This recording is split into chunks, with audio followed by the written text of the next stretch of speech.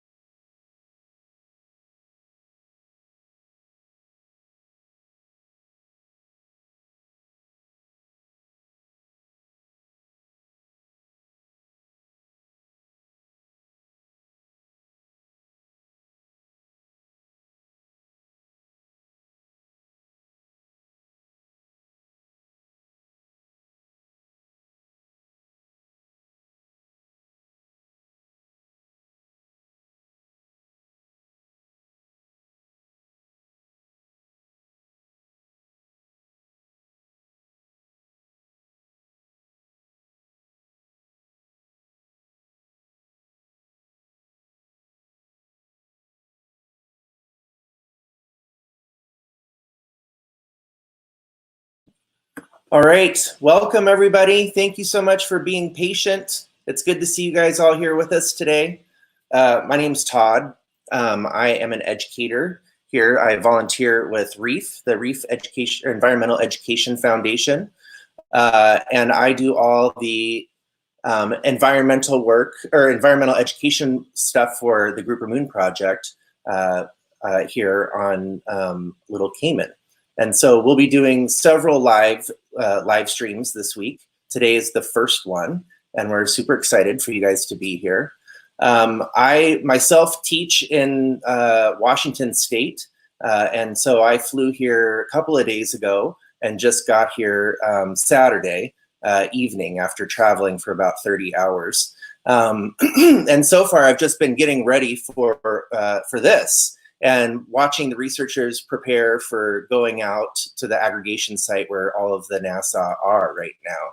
And it's been exciting, lots of stuff going on. And I have a full lineup of people that I want to introduce to you guys today, folks that are working on this project. And when we're done talking with all of them, I'm going to have time at the end to take some questions from you guys. So give me a thumbs up if that sounds good. Can you all hear me all right?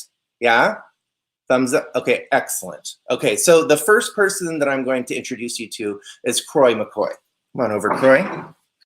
There we go. All right. So Croy, could you tell everyone out here in the internet and in the classrooms who you are and how you first got involved in this project? My name is Croy McCoy. I'm from the BRAC, actually. Attended Spot Bay Primary School, actually, too. And I work in Grand Cayman as a research officer. I got involved in the Grouper project over 18 years ago, about 20 years ago. And it slowly, over the years, have evolved into what we do now, which is a lot of research on this animal. Not trying to understand the biology, ecology, and what we can do to protect and manage the population, that we will have a lot more groupers on the reefs as we go on. Was there something that happened growing up on the BRAC that led you down this path to becoming involved in conservation like this? I grew up on the ocean, and it was just a natural progression to get involved with anything that was based around protection and conservation of species. And NASA grouper became one of those because of the fact that they were being depleted and basically overfished across not only the Cayman Islands, but the whole region. Was that something that you noticed as a kid growing up on the BRAC, that the population was declining? Back then, the population was pretty high. It was. But after I went off to university and did my degree, that's when the effect of it started to play a role, and just got worse. And actually the fishermen came to back then Natural Resources to ask, can you help us understand what's going on? And that's sort of where the research on groupers started. So how did it begin? How did the Grouper Moon Project come into being? Well, it was rediscovered by fishermen back in 2002. So you're referring to the aggregation here? In Low Cayman, because the BRAC population was too low to measure any form of population there. The Grand Cayman was even worse. Okay. But two fishermen from the BRAC discovered the aggregation in the western Low Cayman, and me and a colleague, Phil Bush, came over and started diving it. And that there were some people from Reef visiting on island, by a lady by the name of Leslie Whalen. I know Leslie. So it all started from there, as this group actually dived into aggregation, trying to get her head on the numbers. And it was like finding gold, because you don't find that nowhere else in the Caribbean. Right. And the Grouper Moon Project sort of evolved out of that. Wow. That relationship with Reef and the Department of Environment. And so you're here with the Department of Environment. And this project, in case you don't know, is a collaborative project between the Department of the Environment and Reef. What is it that you're focusing on this year on the project? Well, we've started a project with partnering with a NOAA team. And what's NOAA? The National Oceanic and Atmospheric Administration. So that's a U.S. governmental agency. Yeah. Okay. And what we also have partnered with some guys, some acoustic experts from SIMRAD. So acoustic, you mean like listening? In a sense, yes and no. Okay. What we're doing is with their equipment is a huge fish finder, the most powerful one in the world, I think it is. So like if you were out on a fishing boat, those show up. Like the little Doppler or the radar there, that's kind of what you're doing. Yeah, and NASA grouper have swim bladders control their buoyancy up and down, and you ping off that. And that's so are you sending a sound down and that bounces off? Bounces off and come back, yeah. And That data you take is the target strength you're getting when you get a large population of fish together like that. So once you process the data and get rid of the backscatter, I guess you'd call it, and you're focusing on that, you can do an abundance estimate of how much fish is there. And why this is important is because Cayman brack, the fish spawning aggregation site is deep. And how deep is it that they're out there?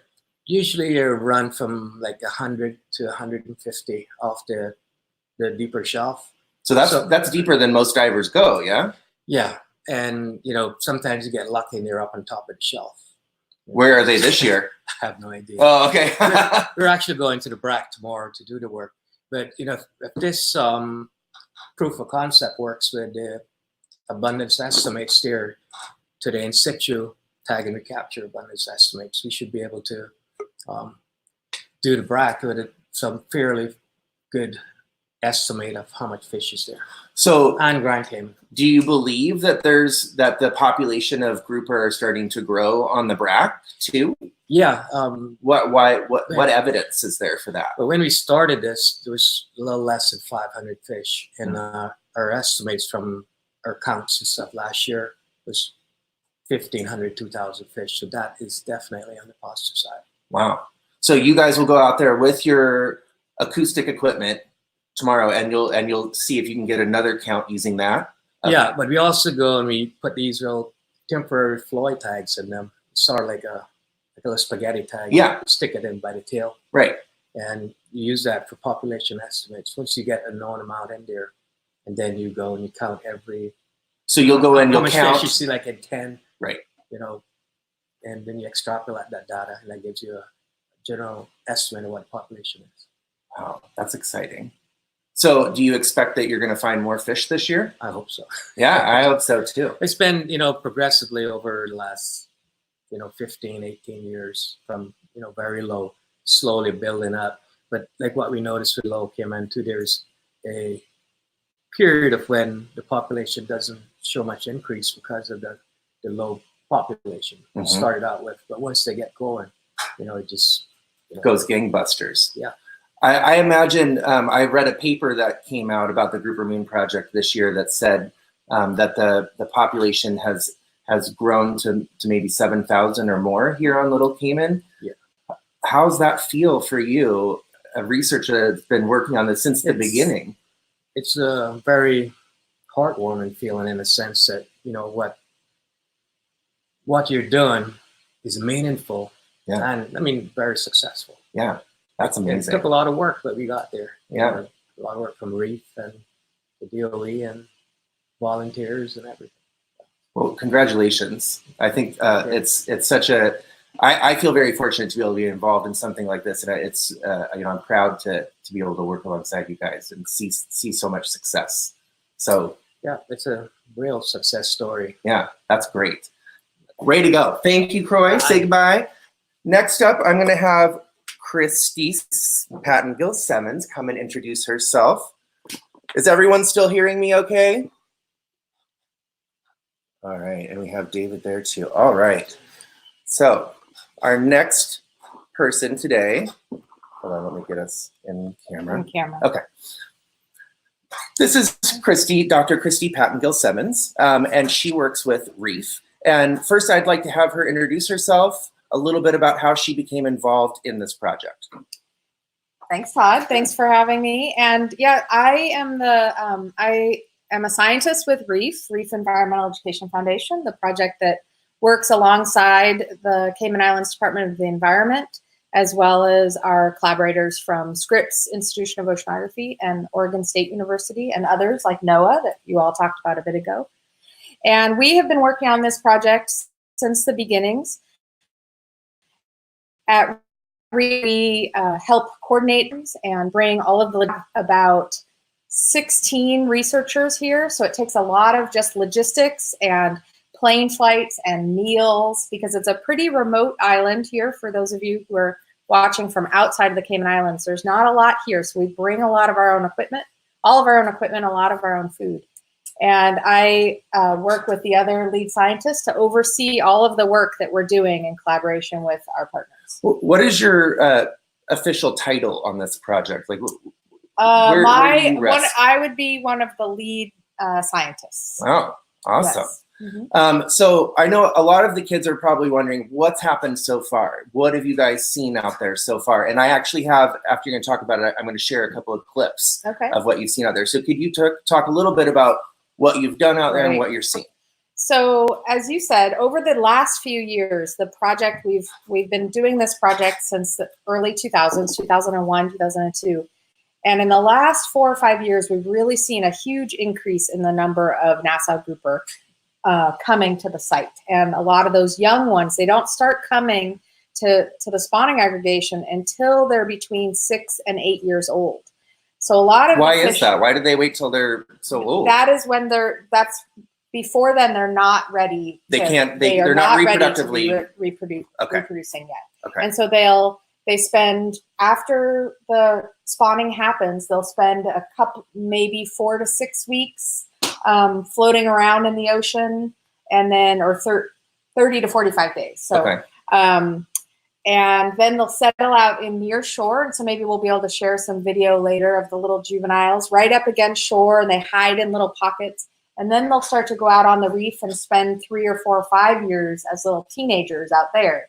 And then eventually they'll get old enough, they'll start migrating during the winter full moons with the other old adults. And so we've been documenting every year the sizes of the fish that are there, so that we know those are young ones that are coming, because the size of the fish is approximately equal to how old they are. So do you go out there and, I mean, do you have a measuring tape? So there's lots and lots and lots. So we've got a lot of different technology that we do that. For a long time, we just visually estimated. Then we started using a set of paired lasers that is attached to a video camera, so we can video the side of a fish with the paired lasers on it. So they're parallel lasers, and you would actually shine them on the side of the fish. And videotaping, and then we would take those videos back to the lab, look at them on a computer, and be able to estimate how big, because we know the distance between those 2 laser points, and then we can extrapolate and estimate. How does it help you to know how big they are? Well, because in the beginning part of the project, the fish that were there were all pretty old. And now that we've been protecting, the spawning aggregation has been in place and growing and in protection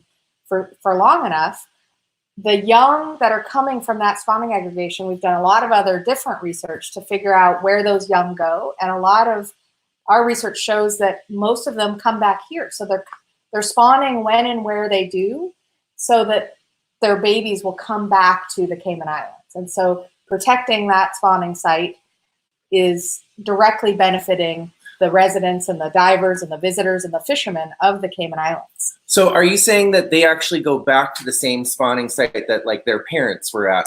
Yeah, so eventually those that came back would be attending, if they're on Little Cayman, they're going to attend that Little Cayman West End site. If they're on Brack, how do they know? How do they know to go there? How do they know? That's a good question. We know for sure some of it is behavioral. They're following the older ones. I see. And so if there aren't a lot of fish around, that's where sometimes an aggregation can break down and stop. They kind of don't know where to go, because there's not the older ones showing them along, right? And there's also some behavioral clues, and then some environmental clues. So the moon, we think that the light levels and the temperature levels, it's the coldest time of year when they spawn. And so it's those winter full moons. And then where to go, it's spawning aggregations here in the Cayman Islands and in other places are usually at promontories of this. What is promontory? It's where the shelf edge comes to a point. So it's kind of an easy place to find. Okay. It's like a corner store, it's right out on the edge. Okay. And so as the fish is traveling around the island, they will find it. And we know that the adults don't just leave their home site and go straight there. They do a lot of moving around. They're probably partly encouraging others to come with them, and partly checking it out to make sure there's not a better spot. And so will they go around? Yes. Wow. Yes. Yeah. And we know that from looking at, in the past looked at acoustic tags, which is a little different than the acoustic technology you guys were talking about earlier. Right. But little pinger tags that we would put just inside the fish and then have listening stations all around. We're able to see where they go. And that's how we know that they were moving so much. So you actually put a little GPS essentially in the fish, and then you could track them as they moved around the island. Yeah, it's not so much a GPS, it's a little pinger that's constantly sending out a noise, and those listening stations will pick up the noise. The pinger is specific to that fish. So we know when it pings and gets picked up by a hydrophone out on Bloody Bay Wall or in a different location, we know that was fish 206. So they have their own signature ping. Exactly. That's so cool. Yeah. So now we historically were doing those lasers to look at the size. But this year, in the last couple of years, we've been trying it out. But this year, for the first time, we've really got this new technology called stereo video. And I think Lynn's here to pass along this. See if I can maybe, so you can see. There we go. This is in the water, a diver's holding this. And you've got these paired cameras. It's kind of in the dark, but there we go. Paired cameras on both sides. And it's videoing a wider swath with some overlap between those two cameras. And what does that do when you have those two cameras like that? You're able to take this back, and later you can post-process. You can process all that video, and it gives you basically a way to look at the size of the fish without having to have the laser. So maybe is it kind of like a 3D image that you're getting from that? A little bit. Okay. Yeah. That's pretty cool. Yeah. Now, guys, I have a video that I'm going to share with you of Dr. Christy Simmons, Pattengill Simmons, on the aggregation site. I'm going to show you the video, and then we're going to come back, and she's going to talk to you a little bit about what she was doing. So hold tight.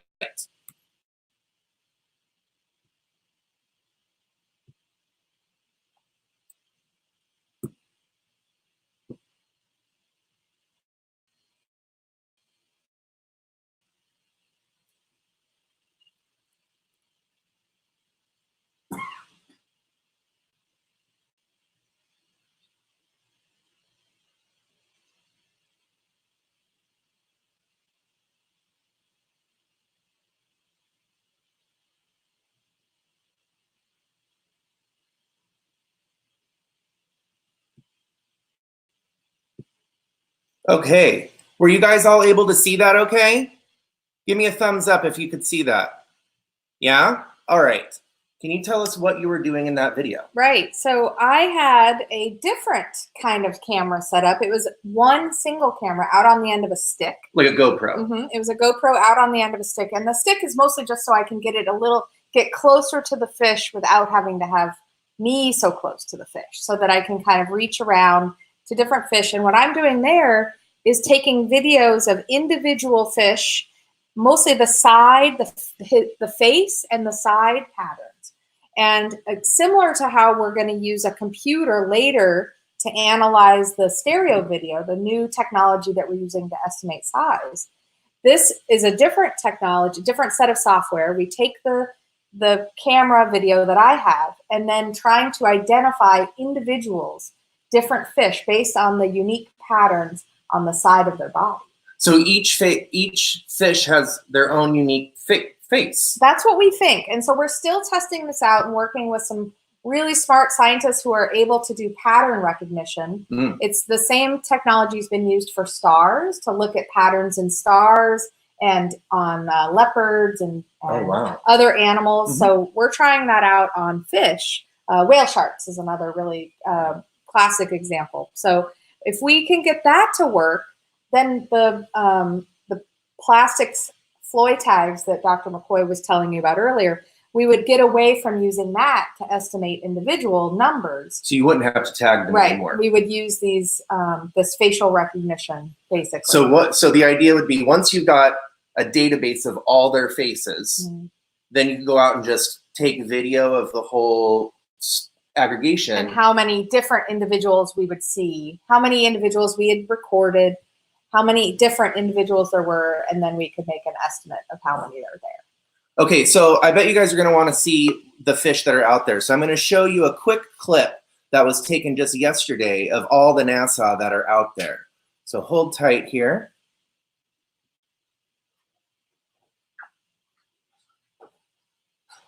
Oh, actually here's a great one.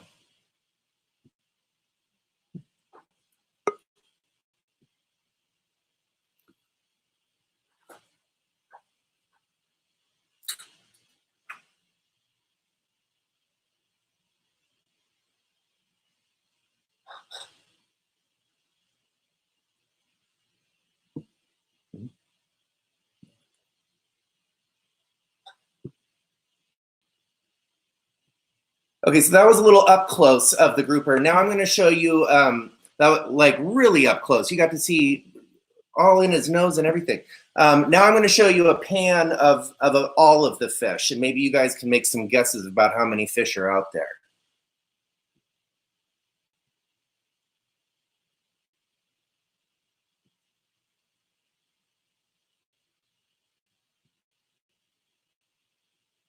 Mm-mm. Mm-mm.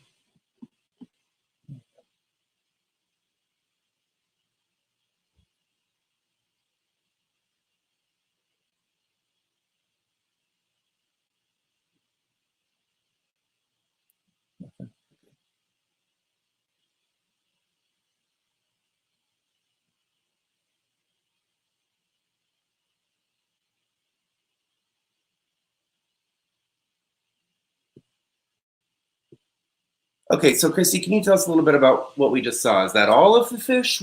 That's just one small segment of them. And one of the things that we do when we go out diving, we usually go 3 times a day. We'll go in the morning, the midday, and then usually at dusk, which is when they really start to get all together. But during the day, they'll spread out into kind of loose schools, and depending on what the currents are doing, often they'll be up in the water column like that. And they're just kind of hanging out, starting to behaviorally act, and you can see there were several different colors there. Right. And so they didn't all look like the same. So you guys, today I posted on the blog, and I encourage you and your teachers to go on to the blog later. I posted something that shows the different color phases. Could you tell us a little bit about what you saw or what we're seeing out there? So a regular Nassau grouper, when it's not in spawning time, out on the reef, they're kind of a brown and tan color, and they have these bars and a big black saddle on the base of their tail. But when it starts to get to spawning time, those are normally territorial and they're loners. They don't like to be around in big groups. So we think some of the coloration is to tell each other, hey, we're all here together. We're not going to fight right now. Right. And so we think part of the coloration is that.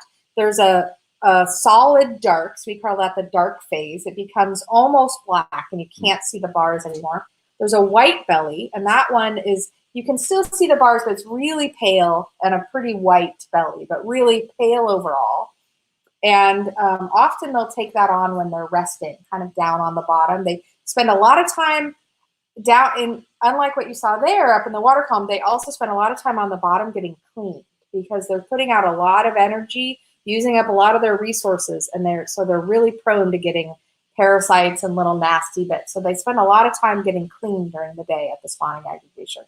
And you said what I've heard is at night they tend to go down low. And After the spawning, yeah. So they'll kind of rest down and sleep. Is that like protection from current? Or less energy required, keeping them, able to rest, basically. Wow. Yeah, so there's the regular barred phase, there's the dark phase, the white belly, and then the coolest one is the bicolor. And that's almost, almost talk about it like a tuxedo, because the closer they get to spawning, the more and more of them will take on that bicolor. Okay. By the time that they're ready to spawn, about 90% of them will be in the bicolor, and really just the females, when they're going up to release their gametes, will be all dark.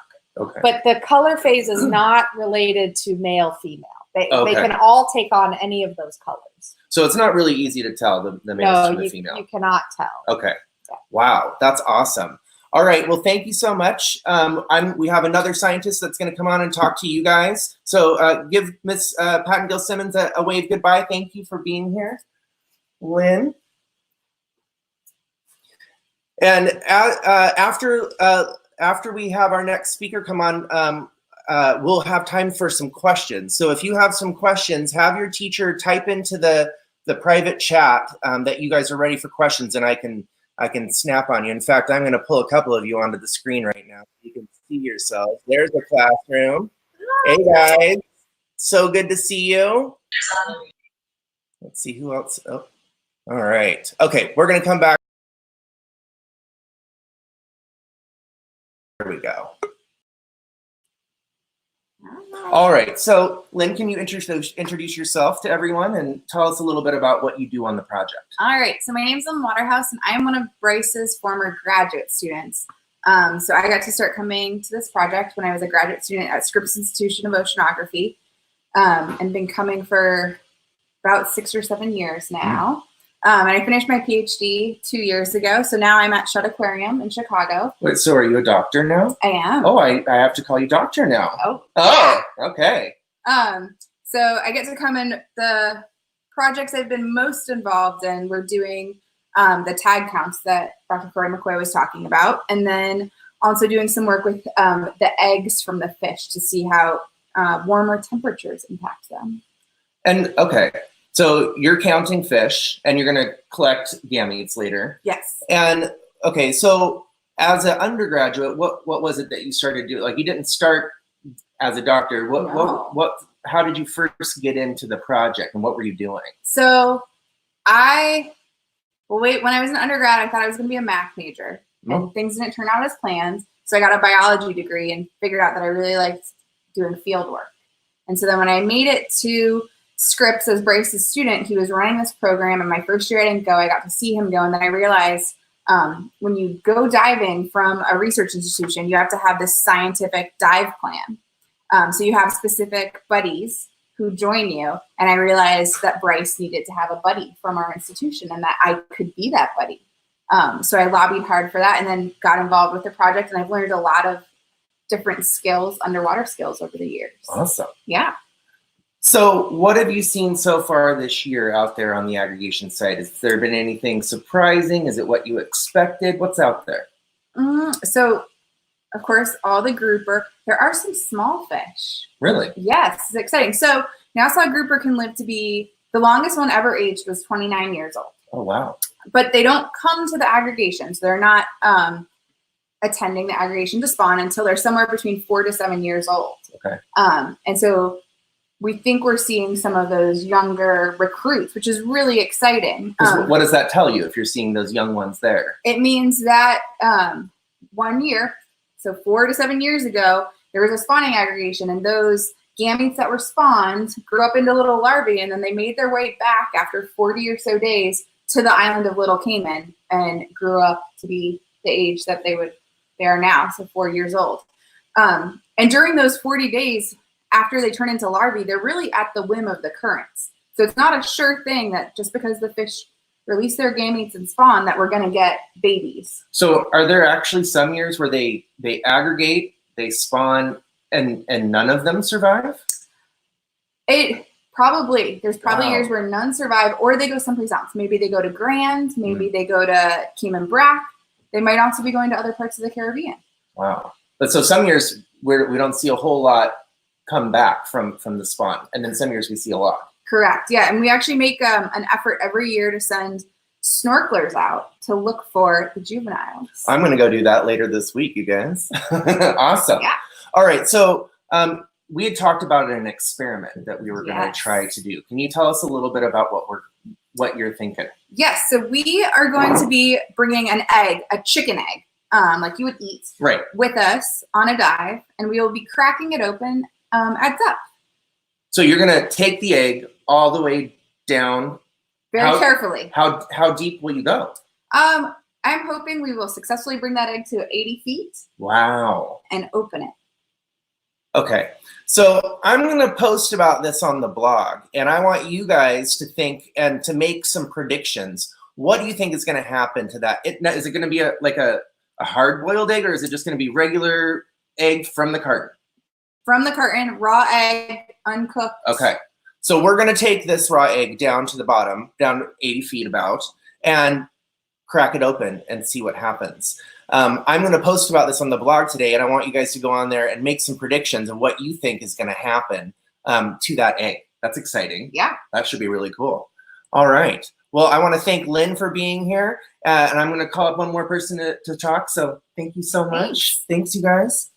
All right. So I have a younger person who's going to join us and talk about his experience growing up on the Grouper Moon project. Emery, can you come on over? Oh, hold on one second. Can I stand up?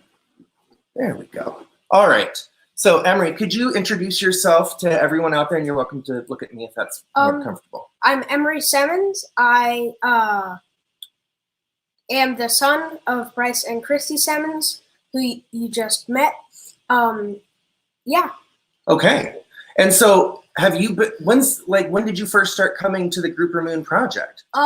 Actually, before I was born. My mom came here the year she was pregnant with me. So you literally have been coming here since before you were born? Yes. Oh my gosh. What is one of your first memories of being here on the Grouper Moon project? Catching catching small fish in conch shells. Okay, so explain to me what is that? A conch shell. A conch is basically a animal that kind of looks like an outer space alien that lives in a shell that's really smooth on the inside and kind of rough on the outside. And after they die or move on to a different shell, they leave behind this really cool, very colorful, smooth shell, about like this big.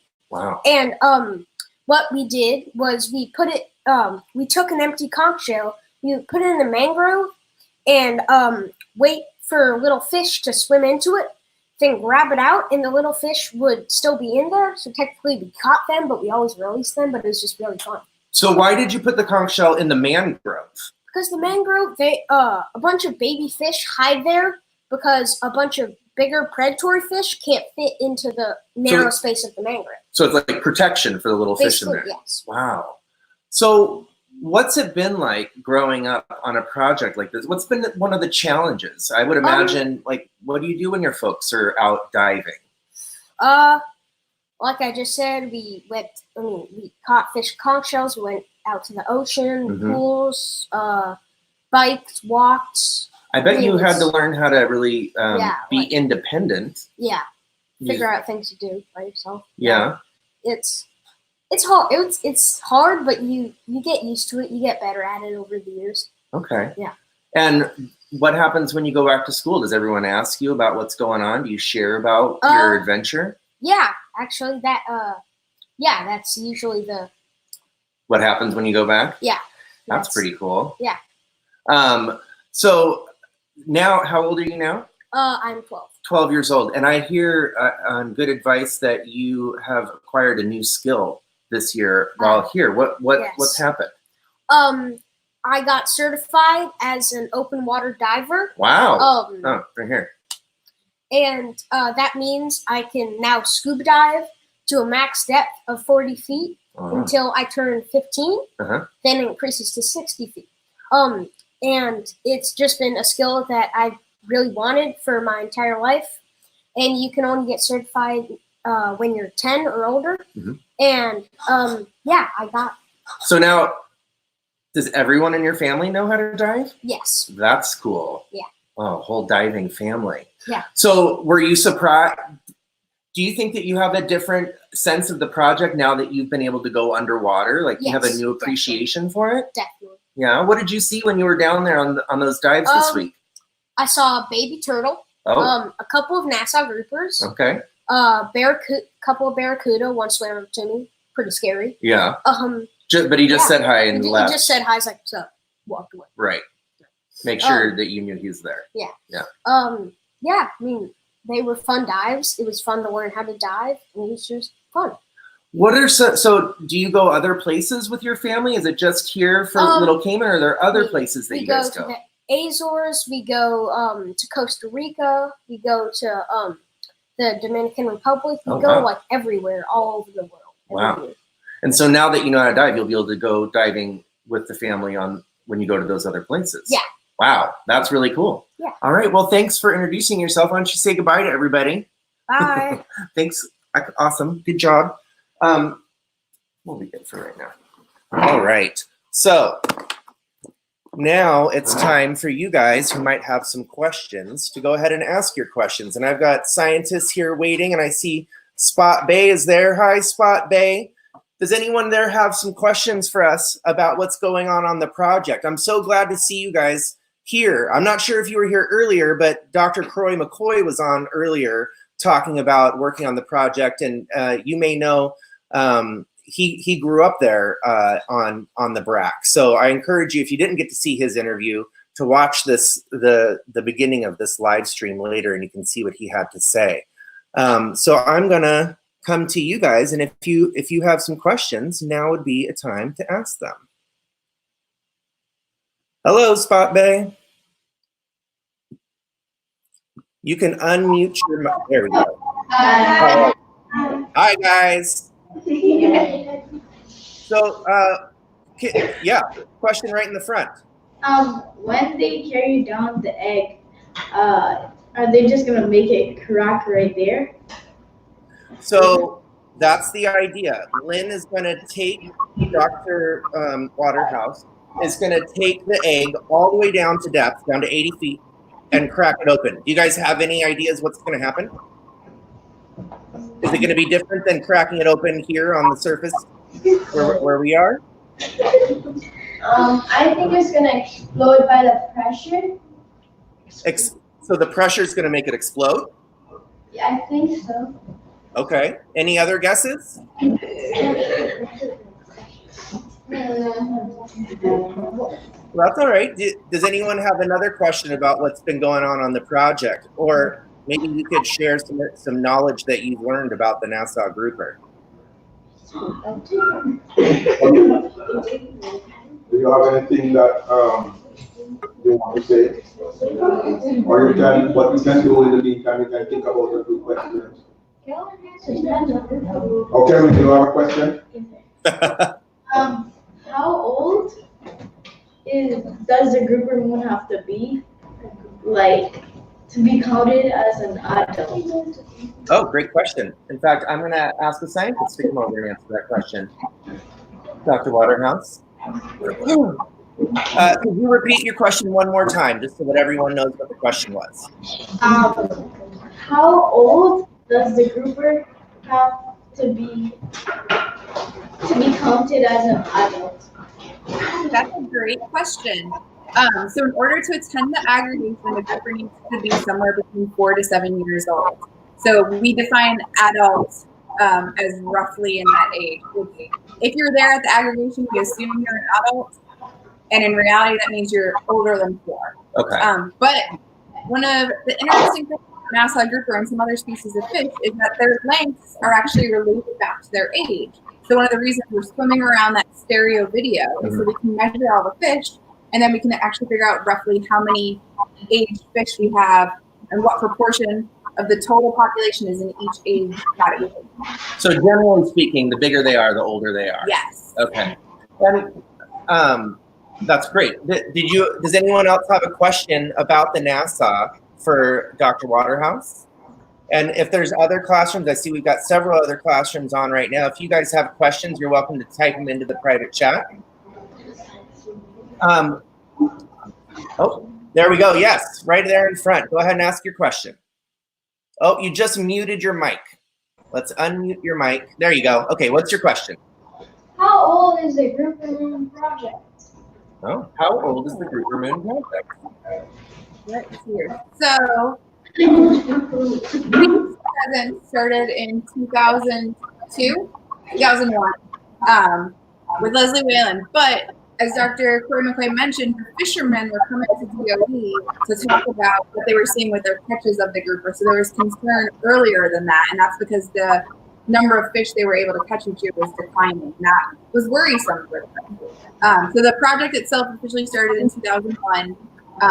But in the Cayman Islands, people have been concerned with grouper for longer than that. Wow. So about 20 years. Yes. Wow. Okay. Awesome. So Do we have anyone else with a question? Started from 2000? Around there? Can you ask one more time? But did it start from 2000? It started at it started right around 2000. 2001 was when the project officially started. But as Dr. Waterhouse and Dr. McCoy were saying, there were already folks here in the Caymans that were out looking at the fish, being concerned about them, which was what brought everyone's attention to it. So they actually started looking at them before 2001. Yeah. All right, that's an awesome question. Thank you, guys. Does anyone else want to make a final guess about what's going to happen to that egg when we take it down to the bottom of the ocean? Someone said earlier it might explode. What else might it? Any other guess? Yeah, right there in the front. It's gonna sink. You think it's going to sink, like, Or it'll just go down? or it might just come right back. Or you think it might just float up to the top? Yeah. So like you're going to crack it and then it's going to just go up. Yeah? All right, I want you guys to keep thinking about it and make some predictions and post them on the blog, and we can talk more about those. I think it'll be a cool experiment, though. I think you might be surprised what happens. Yeah. Cool. All right. If anyone else has a question, you can go ahead and ask. And since we have a few more minutes, I have one more person that I want to introduce you guys to. Another young person, just a little bit older than you, who's been on this project the whole time. She's going to come over here. All right. Tatum. Hello. Hi, everyone. Okay, so Tatum, could you tell everyone who you are and what your relationship to the project is? I'm Tatum Simmons, and I am the Emery's brother. So my parents are Christy and Bryce, the lead scientists. So you grew up here on the project with your brother? Yeah, I've been coming to this project for about 15 years. Wow. So a year before I was born. What's one of your first memories of being here on the project? There's a few. So I have one of, just like a simple one of me just being on a hammock with my mother when I was young. Like 2? Yeah. Wow. And you remember that? Yeah. I don't know how, but that's really all I remember. You remember being, and where was that hammock? On Peter's porch. And Peter is a person who has been supporting our project for a very long time. Peter Hillenbrand? Yeah. And we used to stay at his house, and then he got it remodeled. So he moved us into a bigger house. And you remember being on his hammock, swinging with your mom? Yeah. What's another memory that you have? I remember going with Todd into the school here a few years ago, like about 3 years ago, maybe. The school here on Little Cayman? Yeah. You remember that? Yeah, and we went in and helped, and that was really fun. That was really eye-opening to the difference in schools. How was the school different, the one that you saw here, compared to the one that, where do you live regularly? I live in San Diego, California in the U.S. Okay, so what was different? It was a lot smaller. So it was about a third size of my class, and they were all very more engaged, almost like they. Oh, really? They wanted to learn way more than my classmates wanted to learn. Interesting. Yeah, That's I think cool. it may have been just because of how much smaller the class was, so we get more one-on-one time. Okay.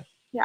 So that was interesting and cool for you to see. Yeah. Now, Emery says that he also just learned how to dive. Do you also know how to dive? Yeah, I learned how to dive here. I got certified about 3 years ago, almost 3 years ago.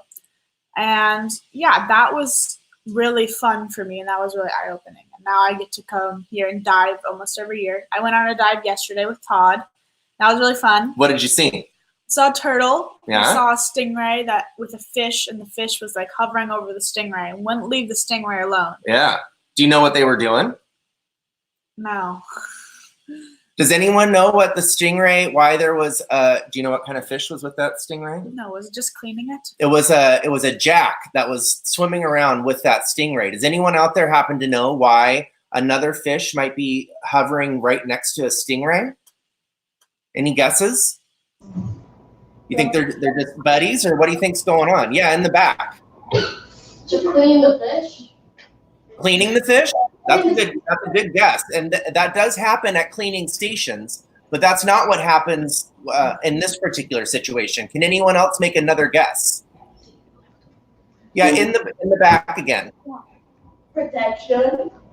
Protection, good guess. It's not protection. That stingray can take care of himself. But that's a good guess. Let's see if we can take one more. Yeah, right here in the front.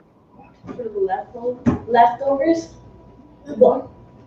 You're actually very close. It's called nuclear hunting, and it's when a couple of different species will get together and they'll hunt together. And so that's essentially what that Jack is doing. Is he's hanging out around the stingray, and he was literally right on top of the stingray, and he's eating the food as the stingray gets his food, hunting together, and they call that nuclear hunting. So we saw that happening yesterday. Yeah. That's pretty cool. Does anyone there have a question for Tatum? No? All right.